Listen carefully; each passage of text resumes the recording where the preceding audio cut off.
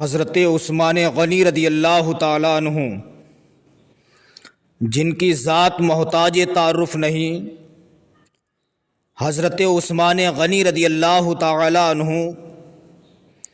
ان 10 صحابہ میں سے ہیں جن کو آقائے مدینہ راحت قلب و سینہ صلی اللہ تعالیٰ علیہ وسلم نے دنیا میں ہی جنت کی بشارت دے دی تھی۔ عثمان غنی رضی اللہ تعالیٰ عنہ کا خوف دیکھیے، خوف الہی دیکھیے۔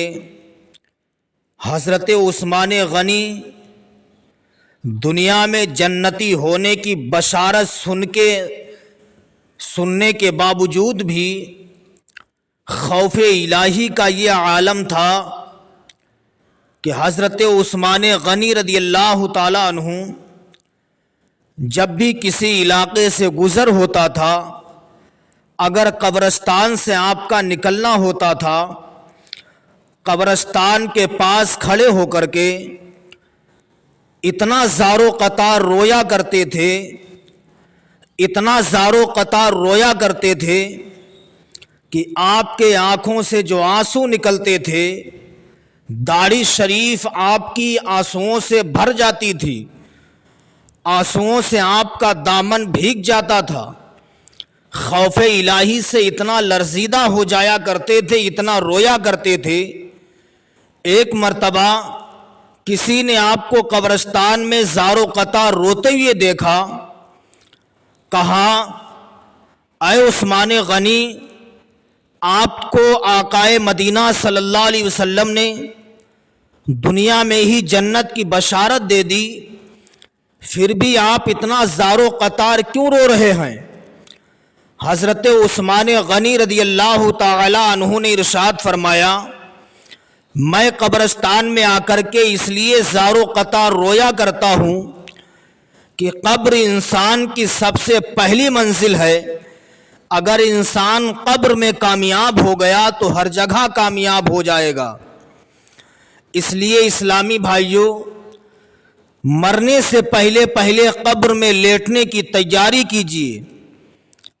آقائے مدینہ صلی اللہ علیہ وسلم کے مقدس صحابہ کی زندگی کو دیکھیے اور درس حاصل کیجیے کہ صحابہ کرام علیہم الرضوان خوف الہی سے کتنا زیادہ رویا کرتے تھے، ان کے دلوں میں کتنا خوف الہی رچا بسا تھا۔ عثمان غنی رضی اللہ تعالی عنہ خوف الہی سے بہت زیادہ رویا کرتے تھے۔ قیامت کے دن میدان محشر میں ہم سے آپ سے جو سب سے پہلے سوال کیا جائے گا، روز محشر کی جاں گداز بود، اولی پرشش نماز بود، میدان محشر میں سب سے پہلے اگر ہم سے آپ سے سوال کیا جائے گا تو وہ نماز کے متعلق کیا جائے گا۔ تم نے نمازیں پڑھی ہیں یا نہیں پڑھی ہیں؟ سب سے پہلے نمازوں کے بارے میں سوال کیا جائے گا۔ حضرات، خوف الہی دل میں ایسا بسا لو، جہاں بھی تم ہو نمازوں کو وقت پر ادا کرنے کی کوشش کرتے رہو، نمازوں کو ان کے وقت پر پڑھتے رہو۔ صحابہ کی زندگی دیکھیے، سرکار نے دنیا میں ہی جنتی ہونے کی بشارت دے دی، لیکن اس کے باوجود بھی صحابہ خوف الہی سے کتنا روتے تھے۔ اسلامی بھائیوں، آج اگر ہم اپنا گریبان جھانک کر کے دیکھیں، ہمارے اندر کون سی برائی نہیں ہے؟ ہزاروں خلاف شرع رسمیں ہمارے اندر ہیں، چوری ہمارے اندر ہے، ڈکیتی ہمارے اندر ہے، کبوتر بازی ہمارے اندر ہے، عیاشی ہمارے اندر ہے، ہزاروں خلاف شرع رسمیں ہمارے اندر پائی جاتی ہیں۔ اسلامی بھائیوں، آقائے مدینہ راحت قلب و سینہ صلی اللہ علیہ وسلم کی زندگی دیکھیے۔ اللہ رب العزت اپنے مقدس قرآن پاک میں ارشاد فرماتا ہے، ان الصلاۃ تنہی عن الفحشاء والمنکر، بے شک نماز تمام بے حیائی اور بری باتوں سے روک دیتی ہے۔ اسلامی بھائیوں، نمازوں کی پابندی کرو، ایک نہ ایک دن انشاءاللہ برائیوں سے ضرور رک جاؤ گے۔ نماز تمام عبادتوں میں اہم الفرائض عبادت ہے۔ نماز سے بڑی کوئی عبادت نہیں ہے۔ نماز رب سے ملاقات کا ایک ذریعہ ہے۔ جب بندہ نماز کے لیے کھڑا ہوتا ہے، اللہ کے قریب ہو جاتا ہے۔ بندہ گنہگار سہی، عصیاں شعار سہی، خطا کار مکار و ایار سہی، لیکن جب بندہ نماز کے لیے کھڑا ہوتا ہے، اس کے گناہوں کی گٹھری اس کے سر پہ رکھ دی جاتی ہے۔ جب بندہ رکوع میں جاتا ہے، گناہوں کی گٹھری نیچے گر جاتی ہے۔ بندہ سجدے میں جاتا ہے، رب کے قریب ہو جاتا ہے۔ آقا کریم صلی اللہ علیہ وسلم تشریف فرما ہے، صحابہ کی انجمن لگی ہوئی ہے۔ صحابہ کہتے ہیں یا رسول اللہ، انسان اگر پانچوں وقت کی نمازیں پڑھے تو کیا اس کے ذمے کوئی گناہ باقی رہے گا؟ آقا کریم صلی اللہ علیہ وسلم ارشاد فرماتے ہیں، اے میرے صحابہ سنو، اگر کسی کے دروازے کے سامنے یا کسی کے شہر کے قریب کوئی نہر جاری ہو، وہ شخص دن میں 5 مرتبہ یا 24 گھنٹے میں 5 مرتبہ غسل کرے، یہ بتاؤ کیا اس کے جسم پر کوئی میل و کچیل باقی رہے گا؟ صحابہ کہتے ہیں یا رسول اللہ، اگر بندہ 5 وقت غسل کرے گا 24 گھنٹے میں تو اس کے جسم پر کوئی بھی میل و کچیل باقی نہیں رہے گا۔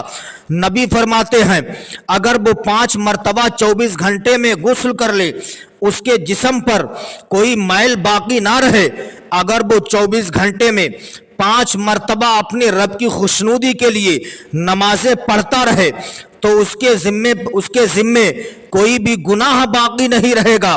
جیسے 5 مرتبہ غسل کرنے سے دریا میں جسم پہ کوئی میل و کچیل نہیں رہ جائے گا، ایسے ہی 24 گھنٹے میں 5 وقت کی نماز پڑھنے سے انسان کے ذمے پر کوئی گناہ نہیں رہ جاتا ہے۔ تو نمازیں ضرور پڑھیں۔ آقا مدینہ صلی اللہ علیہ وسلم نے ارشاد فرمایا، جب بچہ 7 سال کا ہو جائے تو اسے نماز پڑھنے کا حکم دو، اور جب 10 سال کا ہو جائے اسے مار کر نماز پڑھاؤ۔ یعنی 7 سال کا ہو جائے اسے نماز پڑھنے کا حکم دو، اگر وہ نمازیں نہ پڑھے 10 سال تک تو اسے مارو، اسے ڈانٹو، اسے مار کر نماز پڑھاؤ، اس لیے کہ اولاد کے لیے سب سے پہلا مدرسہ ماں کی گود ہے۔ ماں کی گود میں بچہ جس طریقے سے پرورش پاتا ہے، ماں کی گود میں جب بچے کی پرورش ہوتی، جو تربیت ہوتی ہے، انشاءاللہ جب ماں نماز کی پابند ہوتی ہے تو ان کی اولادیں بھی نماز کی پابند ہو جاتی ہیں۔ اس لیے اسلامی بھائیوں، خود نمازیں پڑھو، اپنی اولاد کو بھی نماز پڑھانے کی کوشش کیا کرو۔ اس لیے آقا مدینہ صلی اللہ علیہ وسلم نے ارشاد فرمایا، من ترک الصلاۃ فقد ہدم الدین، جس نے نماز کو ترک کیا، نماز کو چھوڑا، گویا اس نے دین کو ڈھا دیا۔ اللہ اکبر۔ اللہ فرماتا صلاۃ عماد الدین، نماز دین کا ستون ہے، نماز دین کا کھمبا ہے، تو اس لیے نماز پڑھتے رہو۔ نماز کے ذریعے سے اللہ تعالی گھروں میں برکتیں عطا فرماتا ہے۔ نماز پڑھ کے کوئی کاروبار کرو گے، اللہ کاروبار میں برکتیں عطا فرما دے گا۔ نماز اہم الفرائض ہے۔ تمام عبادتوں میں سب سے بہترین عبادت اللہ کا ذکر کرنا ہے۔ اللہ کی شان تو دیکھیے، اللہ فرماتا فاذکرونی اذکرکم، اے میرے بندو تم مجھے یاد کرو میں تمہیں یاد کروں گا، تم میرا ذکر کرو میں تمہارا ذکر کروں گا۔ رب فرماتا ہے اے میرے بندو سنو، تم زمین والوں کے درمیان میرا ذکر کرو، میں فرشتوں کی جماعت میں تمہارا ذکر کرتا رہوں گا۔